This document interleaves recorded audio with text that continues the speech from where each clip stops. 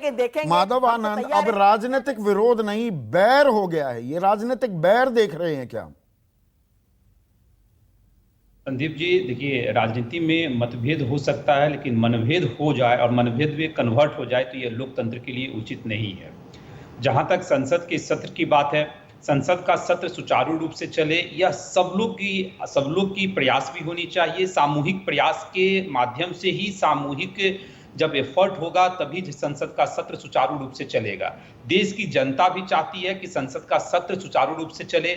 जो ज्वलंत मुद्दे हैं, जो सरकार जो है विधेयक लाना चाहती है, वो विधेयक तो ठीक है, लेकिन जो बहुत सारे ऐसे भी इश्यूज होते हैं जो विपक्ष के लोग लाना चाहते हैं और चाहते हैं पार्लियामेंट में एक हेल्दी डिस्कशन हो। मैं विपक्ष के लोगों के बात से भी सहमत हूं कि उस पर भी सरकार को चर्चा करानी चाहिए। जैसे अब अग्निवीर की बात मैं करता हूं, अग्निवीर पे बहुत सारे ऐसे जैसे कंसर्न जो है, जो छात्रों के द्वारा उठाया गया, उसके बहुत सारे एप्रीहेंशन जैसे रहे। जो डिफेंस एक्सपर्ट भी थे, उसके भी व्यू डिफरेंट व्यू आए। तो क्या सरकार की ये रिस्पॉन्सिबिलिटी नहीं बनती है कि अगर विपक्ष चाहता है और सारी पॉलिटिकल पार्टियां चाहती है कि संसद में एक बहस हो, अगर बहस होगा तो निश्चित रूप से बहुत सारी अच्छी चीजें भी आएंगी और हो सकता है कि सरकार उसको एडॉप्ट भी कर ले। तो नहीं, मुझे लगता मुद्दों है की कि तो भरमार है, क्या उन पर चर्चा नहीं होनी चाहिए? माधव आनंद, महंगाई 7% से ऊपर चल रही है, 6 महीने से जो 6% की लक्ष्मण रेखा है उसको लांग रही है महंगाई। बेरोजगारी दर 7% से ऊपर, 7% से ज्यादा हमारा रुपया कमजोर हो गया है, 80 रुपए पर रुपया आ गया है। ये मुद्दों पर क्या चर्चा नहीं होनी चाहिए? हमें पता नहीं लगना चाहिए सरकार की रणनीति क्या है, सरकार की सोच क्या है? क्योंकि प्रहलाद जोशी कहते हैं कि गैर मुद्दों को मुद्दा बनाने की कोशिश कर रहा है। सरकार के खिलाफ विपक्ष के पास कुछ नहीं है, मुद्दों की तो दरअसल भरमार है। देखिए, स्वाभाविक है, इतनी बड़ी कंट्री है तो मुद्दे की कमी नहीं है। बेरोजगारी एक अहम समस्या है और यह सत्ताधारी दल के लोग भी इस चीज को मानते हैं और एनडीए के घटक दल होने के नाते मैं भी मानता हूं कि बेरोजगारी एक बहुत बड़ी समस्या है। महंगाई बहुत बड़ी समस्या बन चुकी है। कोविड पैंडेमिक के कारण देश की अर्थव्यवस्था को क्षति पहुंचा है। अगर उस विषय पे भी अगर विपक्ष चाहता है कि चर्चा सदन में हो, आज आर्थिक स्थिति क्या है देश में, अगर सब जानना चाहते तो मुझे लगता है और मुझे आदरणीय प्रधानमंत्री जी पे पूरा भरोसा है कि इन सारे मुद्दों पे भी चर्चा करवाने का काम करे। लेकिन जो एक माहौल बनाया जाता है कि जो बर्निंग इश्यूज हैं, जो ऐसी इश्यू जो देश की जनता चाहती है कि सदन में बहस हो, और स्वाभाविक है तकरार कब होता है संदीप जी, जब आप सरकार की बात को नहीं सुनेंगे और सरकार विपक्ष की बात को नहीं सुनेगी। अगर दोनों पक्ष एक दूसरे की बात को सुने और आम सहमति से सब कुछ हो तो मुझे लगता है कभी भी संसद का एक भी क्षण बर्बाद नहीं होगा। तो मुद्दों का जोर है, जो मैं दूसरा सवाल पूछ भी रहा हूं, जो 2 सवाल में शुरुआत में पूछता हूं, मुद्दों का जोर है, पर इन मुद्दों पर क्या चर्चा होती दिखाई देगी आपको माधव आनंद? ये विपक्ष कमजोर है इसलिए चर्चा नहीं होगी, या ये सरकार अपना जोर दिखाएगी?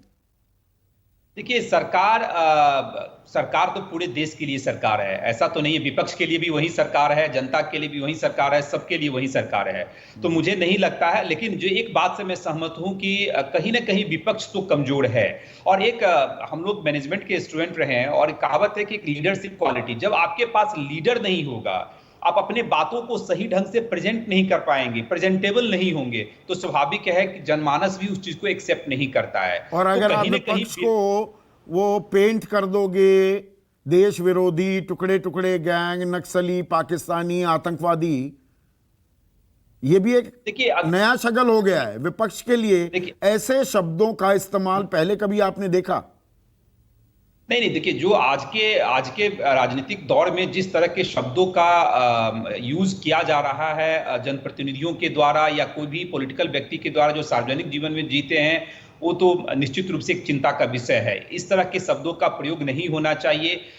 यह देश आगे बढ़ा है जिसमें सबकी जो है, सबका योगदान है, सारे पॉलिटिकल पार्टियों का योगदान है, चाहे कांग्रेस का हो, चाहे तमाम अन्य क्षेत्रीय दलों का हो, तो इससे नकारा नहीं जा सकता है। लेकिन राजनीति है, ठीक है, अगर आप इस तरह के शब्दों के चयन में अगर बारीकी रखें तो निश्चित रूप से लोकतंत्र जो है की सुंदरता दिखाई पड़ती है। लेकिन ऐसे शब्दों का जो डेरोगेटरी शब्द है, जो नहीं होना चाहिए, और खासकर तो व्यक्तिगत छींटाकाशी तो नहीं ही होनी चाहिए।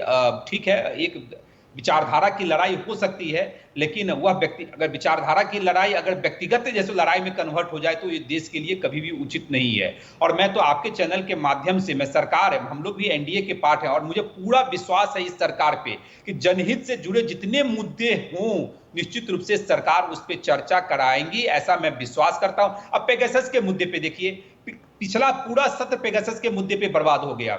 हम लोगों ने मांग की कि भाई पेगासस में अगर लोग उठा रहे हैं, कुछ संदेह है, तो आप कमेटी गठित कर दीजिए, संसद में आप चर्चा करवा लीजिए, दूध का दूध पानी का पानी हो जाएगा। अगर आप करवा दिए रहते तो आज सत्र बर्बाद नहीं हुआ रहता।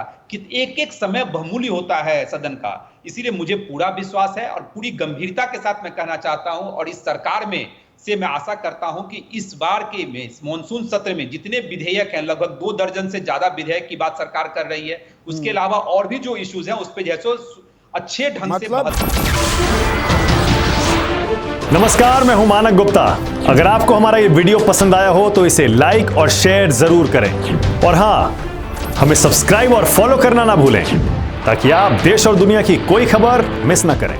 तो जुड़े रहिए हमारे साथ और देखते रहिए न्यूज़ 24।